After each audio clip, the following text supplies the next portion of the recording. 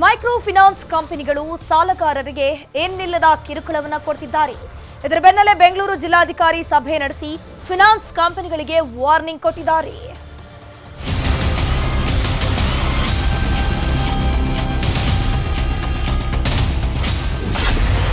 Micro torture, Bengaluru DC meeting. Micro finance ಕಂಪನಿಗಳಿಗೆ ಖಡಕ್ war. ಸಾಲದ ವ್ಯೂಹ, ಬಡ್ಡಿಯ ಬಲೆ ಬೀಸುವ ಮೈಕ್ರೋ ಫೈನಾನ್ಸ್ ಕಿರುಕುಳಕ್ಕೆ ಎಷ್ಟೋ ಮಂದಿ ಸಾವಿಗೆ ಶರಣಾಗಿದ್ದಾರೆ. ಊರು ಬಿಟ್ಟು ತಲೆಮರೆಸಿಕೊಂಡು ಓಡಾಡ್ತಿದ್ದಾರೆ. ಬೀಗ ಹಾಕಿದ ಮನೆ ನೋಡ್ತಾ ಬೀದಿಯಲ್ಲೇ ಗೋಳಾಡಿ ಬದುಕ್ತಿದ್ದಾರೆ. ಸದ್ಯ ಫೈನಾನ್ಸ್ ಕಿರುಕುಳಕ್ಕೆ ಸರ್ಕಾರ ಕಡಿವಾಣ ಹಾಕೋದಕ್ಕೆ ಸಜ್ಜಾಗಿದೆ. ಈ ಮಧ್ಯೆ ಬೆಂಗಳೂರು ಜಿಲ್ಲಾಧಿಕಾರಿ ಜಗದೀಶ್ ನೇತೃತ್ವದಲ್ಲಿ ಮಹತ್ವದ ಸಭೆ ನಡೆದಿದೆ. ಈ ಸಭೆಯಲ್ಲಿ 12 ಫೈನಾನ್ಸ್ ಕಂಪನಿಗಳ ಪ್ರತಿನಿಧಿಗಳು ಭಾಗಿಯಾಗಿದ್ರು. ಆರ್ಬಿಐ ರೂಲ್ಸ್ ಪಾಲನೆ ಮಾಡದಿದ್ರೆ ಮುಲಾಜಿಲ್ಲದೆ ಕ್ರಮ ಕೈಗೊಳ್ತೇವೆ ಅಂತ ಡಿಸಿ ಜಗದೀಶ್ ಖಡಕ್ ವಾರ್ನಿಂಗ್ ಕೊಟ್ಟಿದ್ದಾರೆ.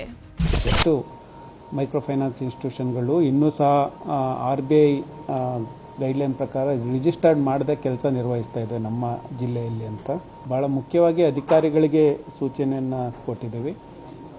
ಜಿಲ್ಲಾ ಮಟ್ಟದಲ್ಲಿ ಒಂದು ಡಿಸ್ಟ್ರಿಕ್ಟ್ ಕೋರ್ ಕಮಿಟಿ ಅಂತ ಒಂದು ಫಾರ್ಮ್ ಮಾಡ್ಕೊಂಡಿದ್ದೀವಿ. ಇಂಥ ದೂರುಗಳು ಬಂದಂಥ ಸಂದರ್ಭದಲ್ಲಿ ಎಲ್ಲ ಅಧಿಕಾರಿಗಳು ಸಹ ಅದನ್ನು ತಕ್ಷಣ ಅಟೆಂಡ್ ಮಾಡಬೇಕು. ಮೈಕ್ರೋ ಫೈನಾನ್ಸ್ಗೆ ಸಂಬಂಧಿಸಿದಂತೆ ಹೆಲ್ಪ್ಲೈನ್ ನಂಬರ್ ಕೂಡ ಬಿಡುಗಡೆ ಮಾಡಲಾಗಿದೆ.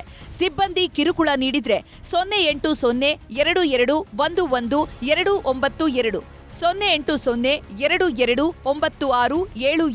97 41 44 22 41ಕ್ಕೆ ಕರೆ ಮಾಡಿ ದೂರು ನೀಡಬಹುದಾಗಿದೆ. ಇಂತಹ ದೂರು ಬರುವ ಹಿನ್ನೆಲೆ ಡಿಸ್ಟ್ರಿಕ್ಟ್ ಕೋರ್ ಕಮಿಟಿ ರಚಿಸಿದ್ದು ತಾಲೂಕು ಮಟ್ಟದಲ್ಲಿ ನೋಡಲ್ ಅಧಿಕಾರಿ ನೇಮಕ ಮಾಡಲಾಗಿದೆ. ಅದಲ್ಲದೆ ಹತ್ತಿರದ ಪೊಲೀಸ್ ಠಾಣೆಗೂ ದೂರು ನೀಡಬಹುದಾಗಿದೆ. ಯಾವುದೇ ಸಮಸ್ಯೆ ಕನೆಕ್ಟೆಡ್ ವಿತ್ ಮೈಕ್ರೋ ಫೈನಾನ್ಸ್ ಅಥವಾ ಹರಾಸ್ಮೆಂಟ್ ಅಥವಾ ಯಾರಾದರೂ ಏಜೆಂಟ್ಸ್ ಹೋಗ್ಬಿಟ್ಟು ಅವ್ರ ಮನೆಗೆ ಹೋಗಿ ಹರಾಸ್ ಮಾಡುವಂಥ ಯಾವುದೇ ಈ ಟೈಪ್ ಆಕ್ಟಿವಿಟಿ ಆದಾಗ ಇಮಿಡಿಯೇಟ್ ಆಗಿ 112ಗೆ ಫೋನ್ ಮಾಡಲಿ. ಆ ಪ್ರಕಾರ ನಾವು ಅದನ್ನ ಅಟ್ಮೋಸ್ಟ್ ಸೀರಿಯಸ್ನೆಸ್ ಇಂದ ಅಟೆಂಡ್ ಮಾಡ್ತೀವಿ. ಮೈಕ್ರೋ ಫೈನಾನ್ಸ್ ಕುರಿತು ಸುಗ್ರೀವಾಜ್ಞೆ ಜಾರಿ ಬಗ್ಗೆ ಮಾತನಾಡಿದ ಗೃಹ ಸಚಿವ ಪರಮೇಶ್ವರ್, 2-3 ದಿನದಲ್ಲಿ ಅಂತಿಮ ನಿರ್ಧಾರ ಆಗಲಿದೆ. ಸಾಲದ ಕಿರುಕುಳದಿಂದ ಮನೆ ಬಿಟ್ಟು ಹೋಗಿದ್ದು ಎಲ್ಲವನ್ನ ಕಂಟ್ರೋಲ್ ಮಾಡ್ತೀನಿ ಎಂದಿದ್ದಾರೆ. ಏನು ಜನರನ್ನ ಹೆರಾಸ್ ಮಾಡ್ತಾ ಇದ್ದಾರೆ, ಅವ್ರನ್ನ ಹೆರಾಸ್ ಮಾಡೋ ಕಾರಣಕ್ಕಾಗಿ ಜನ ಸೂಸೈಡ್ ಮಾಡ್ಕೊಳ್ತಾ ಇದ್ದಾರೆ, ಮನೆ ಬಿಟ್ಟು ಊರು ಬಿಟ್ಟೇ ಹೋಗ್ತಾ ಇದ್ದಾರೆ. ಇದು ನಿಲ್ಬೇಕಲ್ವಾ? ಇದಕ್ಕೆ ಕಾನೂನು ತರಬೇಕು. ಮುಖ್ಯವಾಗಿ ಯಾರು ಅನ್ರಿಜಿಸ್ಟರ್ಡ್ ಇದ್ದಾರೆ, ಅನ್ರಿಜಿಸ್ಟರ್ಡ್ ಫೈನಾನ್ಸ್ ಮಾಡೋರಿದ್ದಾರೆ, ಅವ್ರ ಮೇಲೆ ನಾವು ನಿಗಾ ಇಡಬೇಕಲ್ವಾ? ಸಾಲದ ಸುಳಿಗೆ ಸಿಲುಕಿದ ಕುಟುಂಬಗಳು ಒದ್ದಾಡೋ ಪರಿಸ್ಥಿತಿ ನಿರ್ಮಾಣವಾಗಿದ್ದು, ಈ ಬಗ್ಗೆ ಸರ್ಕಾರ ಸೂಕ್ತ ಕ್ರಮ ಕೈಗೊಳ್ಳಬೇಕಿದೆ. ಶರಣು Hampi, news 18 Bengaluru. Silicon city ಬೆಂಗಳೂರಿಗೆ ಬಾಂಗ್ಲಾ ಅಕ್ರಮ ನಿವಾಸಿಗಳ ಕಂಟಕ ಶುರುವಾಗಿದೆ. ನಗರದಲ್ಲಿ ಬಾಂಗ್ಲಾ ಅಕ್ರಮ ವಲಸಿಗರ ದಂಡೇ ಇದ್ದು ಸಣ್ಣ ಪುಟ್ಟ ಕೆಲಸ ಮಾಡುತ್ತಾ ನಗರದಲ್ಲಿ ಠಿಕಾಣಿ ಹೂಡಿದ್ದಾರೆ. ಹಾಗಾದ್ರೆ ನಗರದಲ್ಲಿ ಎಲ್ಲೆಲ್ಲಿ ಎಷ್ಟೆಷ್ಟು ಜನ ಇದ್ದಾರೆ ಅಂತೀರಾ? ಸ್ಟೋರಿಯನ್ನ ನೋಡಿ.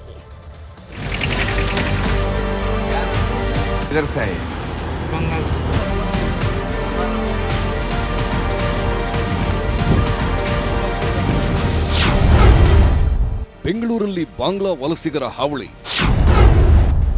News 18 Kannada mega reality check.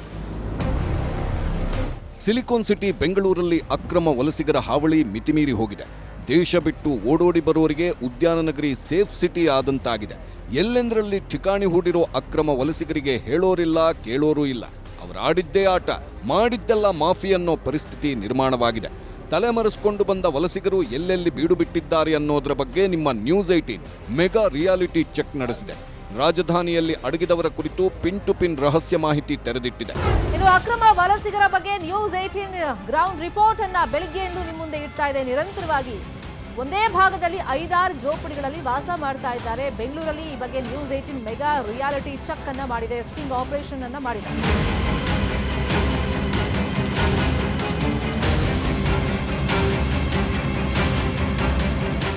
ಈ ಏರಿಯಾಗಳನ್ನ ನೋಡ್ತಿದ್ರೆ ಒಂದು ಕ್ಷಣ ಇದೇನು ಬೆಂಗಳೂರೋ ಬಾಂಗ್ಲಾನೋ ಅನ್ನಿಸ್ಬಿಡುತ್ತೆ.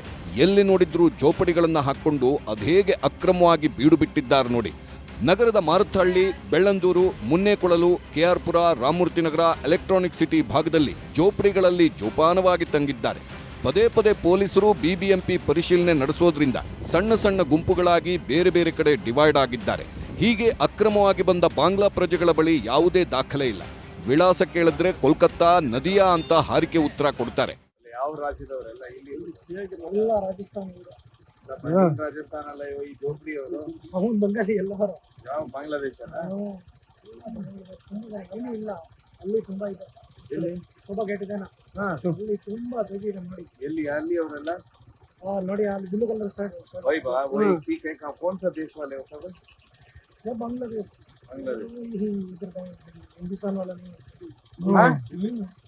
ಅಲ್ಲಿ ಬಂಗಾಳಿ ಅಲ್ಲಿ ಕಲ್ಕತ್ತಾ ಅವರು ಅಲ್ಲ ಅಲ್ಲ ಆ ಕಡೆ ಇದೆ ಬಾಂಗ್ಲಾದೇಶ कोई हिंदुस्तान वाला नहीं. ತುಂಬಾ ಕಮ್ಮಿ ಇದೆ ಜಾಸ್ತಿ ಬಾಂಗ್ಲಾದೇಶ ಅಲ್ಲಿ. ಎಷ್ಟು ಜನ ಇದ್ದಾರೆ? ಗೊತ್ತಿಲ್ಲ ಎಷ್ಟು ಜನ ಇದೆ. ಅಲ್ಲಿ ಎಲ್ಲಿ ಆ ಸೈಡ್ ಅಂತ ಹೇಳಿದ್ರೆ ಆ ಕಡೆ ಶೋಭಾ ಗೇಟ್ ಹತ್ರ ರೋಡ್ ಹೋಗ್ತಾ ಇದ್ದಾನೆ ವರ್ತೂರ ಆ ಕಡೆ ಜೋಗಿದೆ ನೋಡಿ. ಫುಲ್ ಬಾಂಗ್ಲಾದೇಶ ಫುಲ್ ಇಲ್ಲ ಕಮ್ಮಿ ಮಿಕ್ಸ್ ಇದೆ ಅಲ್ಲ. ಅವನಿಗೆ 1500. ಬಾಂಗ್ಲಾ ಪ್ರದೇಶಗಳ ಮೂಲ ಕೆಲಸ ಪ್ಲಾಸ್ಟಿಕ್ ಕಾಯೋದು. ಸಣ್ಣ ಪುಟ್ಟ ಗೂಡ್ಸ್, ಆಟೋ ಚಾಲಕ ವೃತ್ತಿ, ಆಸ್ಪತ್ರೆಗಳಲ್ಲಿ ಸೆಕ್ಯೂರಿಟಿ, ಹೌಸ್ಕೀಪಿಂಗ್ ಕೆಲಸ ಮಾಡುತ್ತಾ ಜೀವನ ನಡೆಸುತ್ತಿದ್ದಾರೆ. ದೊಡ್ಡ ದೊಡ್ಡ ಕಂಪನಿಗಳು, ಗೋದಾಮು, ವೇರ್ ಹೌಸ್ಗಳಲ್ಲೂ ಕೆಲಸ ಮಾಡುತ್ತಿದ್ದಾರೆ. ಹಿಂದಿಯವರೇ ಯಾವ್ದು ಸರ್ ಫುಲ್ಲು ಅವರು ಬಾಂಗ್ಲಾದೇಶ ಬಾಂಗ್ಲಾದೇಶ ಇದರಲ್ಲಿ ಇಲ್ಲ ಸರ್, ಅದರಲ್ಲಿ ಐತೆ. ಆ ಬಿಲ್ಡಿಂಗ್ ಐತೆ ನೋಡಿ, ದೊಡ್ಡ ಬಿಲ್ಡಿಂಗು ಅದರಲ್ಲಿ ಐತೆ. ಸರ್ ಜಾಸ್ತಿ ಐತೆ ಸರ್, ರೋಜ್ ಜಾಸ್ತಿ ಐತೆ. ಅವರು ಇದೆ ಸತ್ತ ತಗೊಂಡು ಹೋಗ್ತಾರೆ ಸರ್. ಅಕ್ರಮ ವಲಸಿಗರ ಮೇಲೆ ಪೊಲೀಸರು, ಬಿಬಿಎಂಪಿ ಅಧಿಕಾರಿಗಳು ಹದ್ದಿನ ಕಣ್ಣಿಟ್ಟು ಕ್ರಮ ಕೈಗೊಳ್ಳಬೇಕಿದೆ. ಇತ್ತೀಚೆಗೆ ರಾಮಮೂರ್ತಿ ನಗರದಲ್ಲಿ ಅಕ್ರಮವಾಗಿ ಬಾಂಗ್ಲಾದಿಂದ ಬಂದಿದ್ದ ಮಹಿಳೆಯ ಬರ್ಬರ ಹತ್ಯೆಯಾಗಿದೆ. ಇದೇ ರೀತಿ ಹಲವು ಅಪರಾಧ ಕೃತ್ಯಗಳಲ್ಲಿ ಭಾಗಿಯಾಗತೊಡಗಿದ್ರೆ ಮುಂದೊಂದು ದಿನ ವಲಸಿಗರೇ ಕಂಟಕವಾಗುವುದು ಗ್ಯಾರಂಟಿ.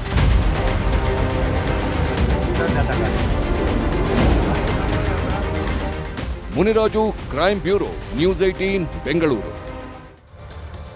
ನಮ್ಮ ಬೆಂಗಳೂರು ಮುಂದುವರಿಯುತ್ತೆ ಒಂದು ಬ್ರೇಕ್ ಆದ್ಮೇಲೆ.